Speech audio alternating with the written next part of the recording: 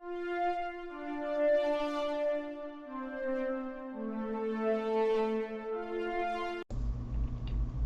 episode is partially brought to you by the Humble Choice program. Did you know Humble Bundle has a great monthly subscription service that lets you get a ton of video games every single month? That's right, from plans range from $5 to $20 a month, you get a hold of a bunch of free games they have available to you. And you could use our code down in the description below to go and sign up. It would help our podcast and help you see what great games are available for you this month. Hello everyone and welcome back to another of these interview episodes of the SWW show. I'm Mike, and today I have with me a special guest, probably literally from around the world. To get us started, do you mind introducing yourself and the game we're here to talk about? Okay, hello everyone, I'm Shane, the game director of the Fallen Knight.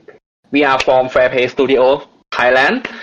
Okay, let's talk about the Fallen Knight. Fallen Knight is the neo-classic side score, but we make the graphic like to meet the current standard. You take a role as the elite knight. As Lost One try to protect the city from the terrorists called themselves the Purge. The terrorists aim to reveal something that the government try to keep its secret under the Holy Pillar at the center of the city, and you are the Knight of the Round try to keep that secret that way. The game will focus on the knight concept and the honor and the sword fight. So the boss fight is going to be top and the challenge and make you remember. And we expect that you will have the good experience in our game. So that should be a short intro for our game. Yeah, so that makes a lot of sense. So whenever I saw your game, I immediately thought of like the obvious influence of stuff like Mega Man or Mega Man X. Were there any other games that like really while you guys were developing it that really you looked to for inspiration? Actually, our game is got a lot of influence by Mega Man Zero. Have you ever played once, Mike? Have you ever tried play Mega Man Zero before? I don't know if I have. I think I've seen it. I don't know if I've played it. That's the one where Mega Man is like a bit taller, right, and lunkier. Yes, in that game you play as the Zero, and like the Mega Man that use the saber to slash the enemy. Our game got that a lot of inspiration from that game, but we try to make it different by think about the international culture that make sure that everyone know the tale or the story of it. So we pick the tale of the Knight of the Round, and we focus on the knight and the honor. So we design the game that let the player to have the experience about the knight and the honor. As you can see in the game that we focus on the sword fight a lot. And when the Lancelot fight with the boss, the player will have a choice to be choose to fight him directly and slay him down, or have the choice that try to survive the fight and try to disarm the boss. And the sequence of each action will lead you to the different ending. Yes. That's very interesting. Yes. That I think that will be the kind of the unique point of our game that make us different from another platformer game. Another platformer game will focus on the shooting and the fight and beat them up, and you just go there and try to kill the boss, right? But right now you have the choice to fight the boss. It's an easy way that slay him down, but if you are the knight, you try to make them surrender, not kill them, and let them another chance to prove themselves they can be good, something like that. That's a very interesting way to think of that. So when you guys were kind of going through the systems and kind of thinking about that and all that, why was that kind of what stood out and all that? Pardon? Sorry, I cannot. Like, why was that decided to be the case? Like, of the system in place? Because we would like to focus on the the real sword fight in the game. It's like if you play the For Honor, right? It's the sword fight game, and you can see that each fight that you have to leave the opponent that will slap on you, and you have to choose between guard and parry, right? We would like that atmosphere into our game, so we focus on the sword fight that the game what to decide that you have to lead the enemy movement, what they are going to do. This is the time that you can go to deal the damage, or you have to avoid, or you have to step back and wait for the opening, something like that. So it's not a direct game that you can go there and do the damage as much as you can and you can beat the boss. Not that way. So that's why we decide to create the game in that way. That makes a lot of sense, and I think it definitely adds, as we talked about, a very cool uniqueness kind of to the game of something that can stand out, because this is a genre that there are a lot of unique games in it, but I feel like a lot of them kind of get lost kind of in some of those similar aspects. So having something like that kind of makes it stand out is kind of a cool feature always of the game. Yeah, thank you. So I'm kind of curious, we talk about kind of your influences and some of the systems that really define the game. I'm curious if there are any other like art things that really stood out of you guys when you were making this game to kind of give it a certain type of look. Sorry, pardon. If the voice is some kind of noise in the microphone.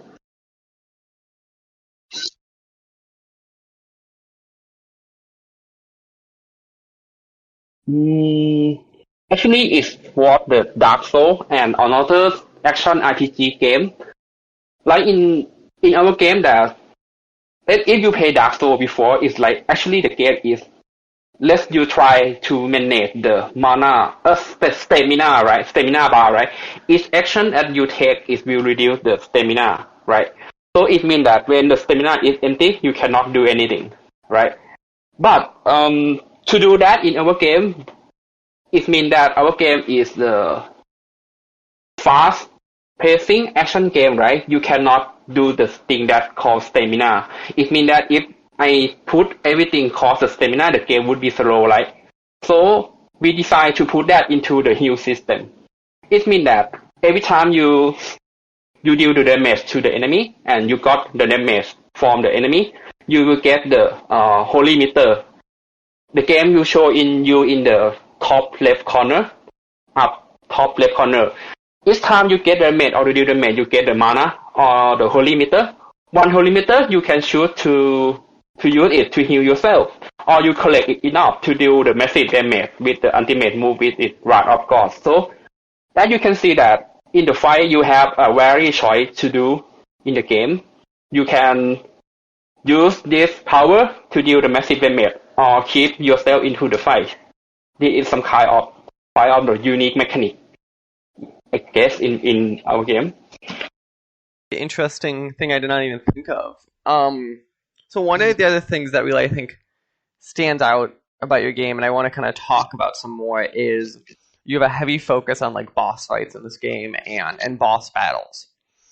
I'm curious, yes. On your point of view, kind of, is there one boss that really stands out that you'd like to kind of talk about how you guys kind of decided to make this boss and kind of like how he plays?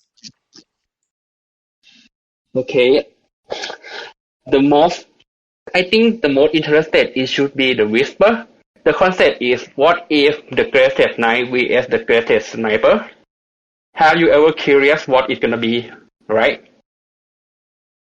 It's like,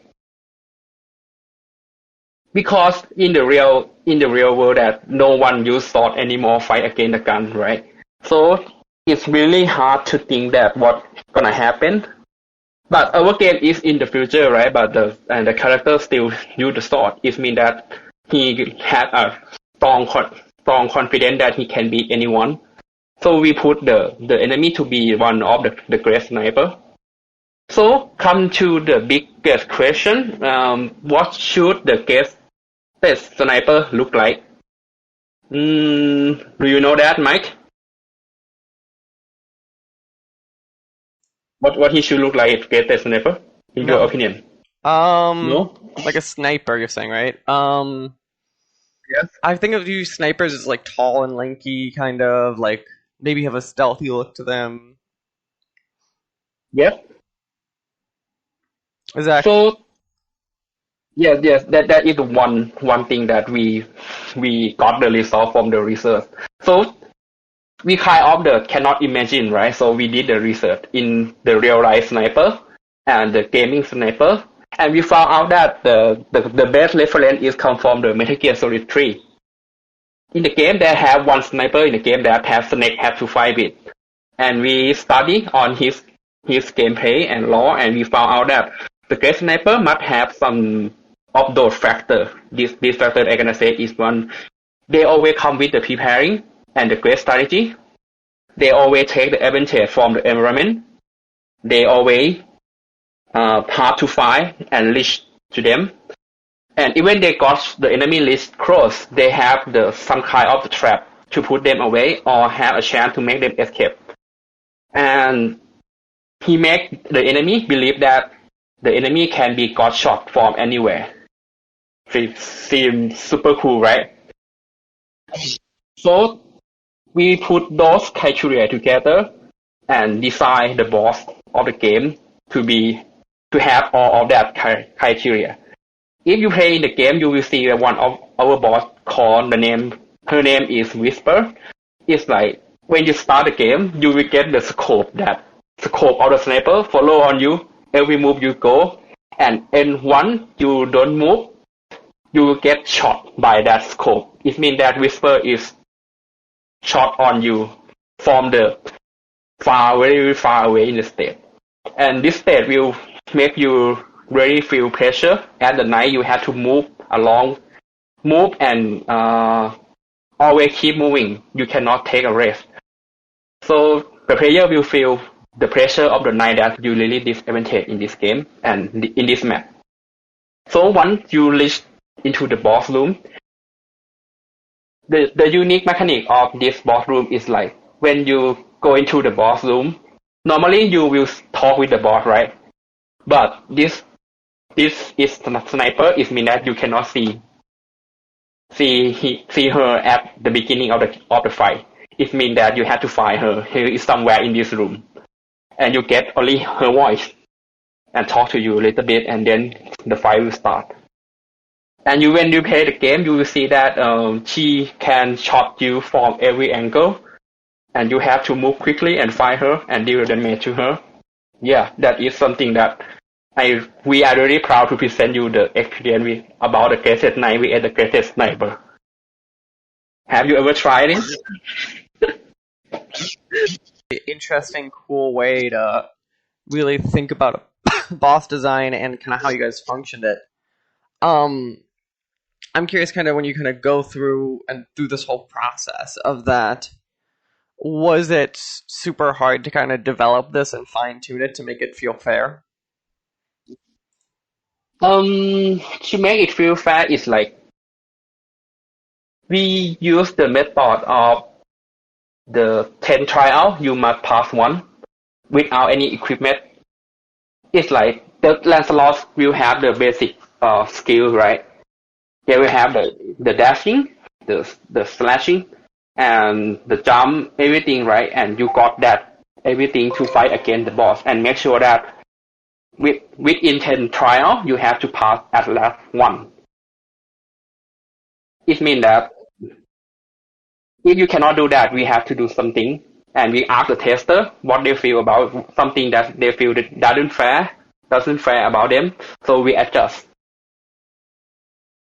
So that's yeah. And anyway, we test on the top test. The difficult test condition is mean that the character didn't equip any ability in the state at all. But when you play in the game, they also have the customized system. It allows you to put more skill like the jump, and that the increase the invisible frame during the dash, and fast healing, the burn healing. That will help you defeat every boss in the game more easier. But if you want to take in the challenge, it means that you will not equip anything at all, 0 item, right? Yes, and that's how we make the game balance. It's interesting to me. So what you do is you basically make it as hard as humanly possible, and you work your way down, which is always interesting in these types of games with like a variable level of difficulty. Obviously, a lot of it could be self-imposed variable level of difficulty. Are there any bosses kind of where like that was not the case, where you were like, no, we're going to make sure they basically have to have this power to defeat it? Or do you think all bosses should have been able to be defeated relatively easily with just your base powers? So at the beginning, we decide with the method that we use, but we found out that later that some new gamer want to play our game too, but it's too difficult. So we decide not to nerf the boss, but we decide to buff the player. So we give them the item called the lifesaver, that when they equip the item, the Lancelot will have more powerful and easier to defeat the boss. It's like he will got auto heal. It means that he don't have to sit down and heal by himself anymore. He will get the barrier. After he got attacked, he will be invisible for a few seconds. So it's reduce the damage that he take from the boss. The original idea of the game that the game is don't have the invisible frame after got the attack. It means that once you get the attack, you have to run away to make sure that you get safe as fast as you can. So if you still deal the damage and got the damage from the boss at the same time, finally you're gonna get lost. So this system will help you to deal with that situation. So we decide to power up the Lancelot instead of nerf the boss, and make sure that the player that want to challenge the boss at the same difficult level still got the same experience. I just always imagine, because games like this to me is their hardest part is, besides all the systems to code up, is controlling the balance and making the experience feel kind of the similar throughout. And it's always fascinating to kind of hear that story of like, yeah, we had to like completely deal with this unique problem that this game uniquely had. So for people who don't realize, right, so you guys are actually, well, we're talking process of porting the game to Steam. You guys started on Apple Arcade. I'm kind of curious, if you don't mind talking, kind of what that process has been like, taking a game that was originally like a touchpad mobile game and kind of making it work really for a PC audience. Kind of, do you have to rework any systems, or is it kind of the same experience players can expect just on a mouse and keyboard? Actually, there is a lot of working, especially the controller. It's like when you play on the mobile or tablet, it means that mostly the player will use the touch screen, right? So you just make sure that you have the proper UI and preset that ready for the user, right? But when you move into the PC is have a lot of variety of the controller, right? We have PS4 DualShock, we have Xbox controller, we have many third-party controller, right? And we have to make sure that those controller work in our game. It means that we have to redo the UI system in the game to make sure that we get the proper pop-up, we get the proper warning. So it's quite a lot of work to rework on the UI system in the game.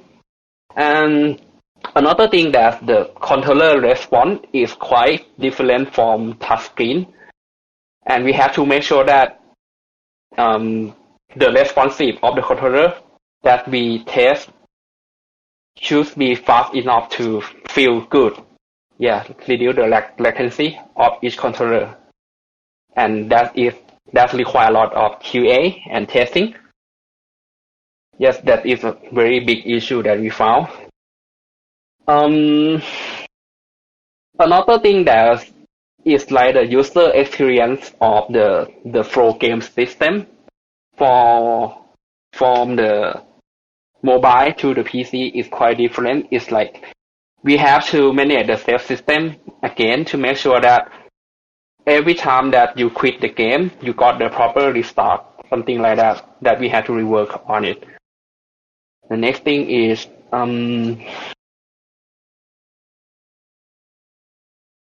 Um, Was any, so one of the things that, even the saving part, right? So like obviously iPhones and Android, I think does some similar. I think you guys on iPhone where it like does like that freeze state of game, like when I swipe out of an app, and then the kernel itself does that managing. Did you have any having to rework the save system at all, kind of in the game? Because I assume you just said about saving it, or was there? Because otherwise, I assume technically you had more power to really deal with, so you didn't probably have any like super power issues to at least worry about with this port. mm, Actually, for the PC, we reduce the checkpoint of the game because we believe that there are less. How do I say it? It's like interrupt from the third party application. When we play on the mobile, right, they have a chat that we have a chat, ping up notification from app, the call coming in, right? It's a lot of distraction in the game, so we make a lot of safe progress in the game. But when we come to PC, so we can focus on the proper experience that we want to provide to the player. So we reduce the checkpoint in the game and make sure that the player will have the good experience in the game. Yeah. No, that makes a lot of sense. So now let's kind of, as we said, the game we're talking about is Falling Night. It comes out very, very soon on Steam. Yes. For people then who are still a little unsold on the game, kind of, what is your closing pitch of why people should go check out Falling Night? Pardon? I cannot hear you well. Sorry. Kind of, yeah. Like if I said you now have a captive audience and you're trying to sell them, well, one last time on why they should go check out this game. Kind of, what is like, why should people go check out the game? Actually, if you're looking for the good performer game, our game quite give you the great experience, I believe. And our game that don't just only provide you the side score experience, but with the game that going to be launched in this month, we will have another character that you can play. His name is Galahad. Galahad is the partner of the Lancelot, and the gameplay of Galahad is much faster than Lancelot because he is the greatest assassin in the game. And the gameplay is not just simple platformer, but you will play like the roguelike gameplay. It means that you will have to play 3 stages simultaneously with 1 life, and you have to make sure that you finish the boss with 1 life. And each time you finish the boss, you will have a chance to grab the skill and make you stronger. Yes. At it, and a great final pitch for the game. I want to say thank you for taking time out of your evening to sit down and talk to me about the game. And best to luck going into this final week of development before it launches on Steam, and then obviously your continual development on the game. Yep. Thank you too for interviewing us and give me a chance to talk about our game. Thank you. We really appreciate it. This podcast was a production of the SWW Show. To learn more, go to theswwshow.com. Remember, you can follow the show on Twitter at the SWW Show. You can follow me at Mikey_Moni. You can follow AJ at LowSeatBoard. Remember, new episodes premiere on Friday, 9 a.m. Central Time on anchor.fm/SWW and podcast services around the globe.